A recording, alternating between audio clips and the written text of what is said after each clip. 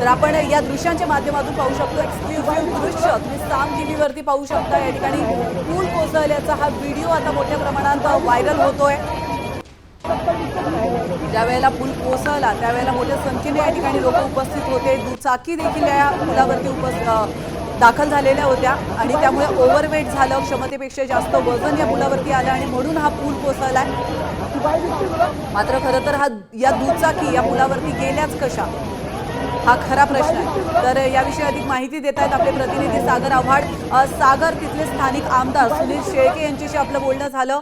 त्यांच्या म्हणण्यानुसार या पुलावरती ओव्हरवेट झालं, या ठिकाणी पादचारी पूल असताना देखील त्या ठिकाणी दुचाकी गेल्यात। या दुचाकी या पुलावर पोहोचल्यात तरी कशा नेमक्या? आपण जर बघितलं तर दुचाकी ज्या आहेत त्या आज जास्त गर्दी असल्याने लोक त्या ठिकाणी आलेले होते। दुचाकीच्या वरून गेल्या ओव्हरलोड झाल्यामुळे हा पूल जो आहे तो पूर्ण पडलेला आहे। आपण जर बघितलं तर त्या पुलाच्या क्षमतेपेक्षा जास्त लोक त्या पुलावरती आलेले होते आणि त्यामध्ये 6 लोकांचा मृत्यू झालेला आहे। 20 ते 25 लोक वाहून गेलेले आहेत, त्यांचाही शोध सुरू आहे। आपण जर बघितलं तर पुणे फायर अग्निशमन दलाच्या काही गाड्या ज्या आहेत आणि या ठिकाणून आता त्या ठिकाणी निघालेल्या आहेत। काही अँब्युलन्स ज्या आहेत 26 अँब्युलन्स त्या ठिकाणी पाठवण्यात आलेल्या आपल्याला पाहायला मिळत आहे। त्यामुळे मोठे रिस्क जे आहे ते सध्या सुरू आहे। प्राची सागर, या पुलाच्या ऑडिट, कारण हा सुनील शेळके यांनी सांगितल्याप्रमाणे हा पूल अत्यंत जुना आहे आणि त्यामुळे हा पूल पडण्याची भीती देखील व्यक्त केली जाते। मात्र जुना पूल असेल तर वेळोवेळी त्याचं ऑडिट होणं देखील गरजेचं होतं। मात्र या पुलाचं ऑडिट न होण्यामागचं काही कारण समोर येत आहे का? नक्की आपण जर बघितलं तर जास्त जुना पूल झालेला आहे आणि त्याचं ऑडिट करणं हे सार्वजनिक बांधकाम विभागाचे काम होतं, त्यांनी ते केलेलं आपल्याला पाहायला मिळतंय।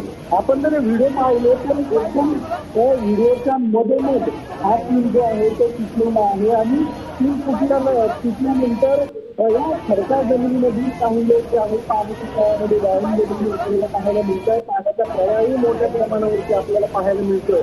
100 ते 150 मीटरचा हा पूल जो आहे तो पूर्ण तुटलेला आहे आणि ओव्हरलोड झाल्यामुळे हा पूल तुटल्याचं आता सांगितलं जातं। कारण एवढे पर्यटक आजच्या दिवशी त्या ठिकाणी आले आणि सगळे ज्या पुलावरून जात होते, काही गाड्या गेल्या, गाड्या आल्या कुठून, त्या सोडल्या पासून त्याचे सर्वच तपास जो आहे तो पोलीस करणं आवश्यक आहे आणि या घटनेला जी जबाबदार असतील त्याच्यावरती कारवाई करणं आवश्यक आहे। नक्कीच सागर, तुम्ही आमच्यासोबत असंच थांबा। नेमकी ही घटना कशी घडली आहे त्यावर आपण एक नजर टाकूया। आपण पाहतोय मावळमधल्या कुंडमळ्याजवळील इंद्रायणी नदीवरील हा पूल आहे जो कोसळलाय। दुपारी 3:30च्या सुमारास पूल कोसळल्याची माहिती समोर आली। पर्यटकांनी पुलावर दुचाकी नेल्याने ओव्हरवेट झालं आणि त्यामुळे पूल कोसळल्याचं बोललं जात आहे।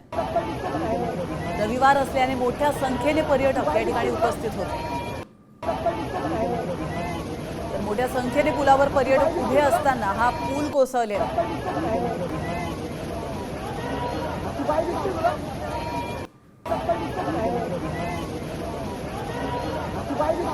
तर आपण पाहू शकतो हे धक्कादायक दृश्य। या ठिकाणी स्थानिकांनीच रेस्क्यू ऑपरेशनला सुरुवात केली आणि त्यानंतर काही वेळानंतर या ठिकाणी काही प्रशासकीय अधिकारी, NDRFची टीम या ठिकाणी दाखल झाली आहे आणि त्यांनी देखील आता रेस्क्यूला सुरुवात केली आहे। साधारण 18 ॲम्ब्युलन्स या ठिकाणी दाखल झालेल्या आहेत।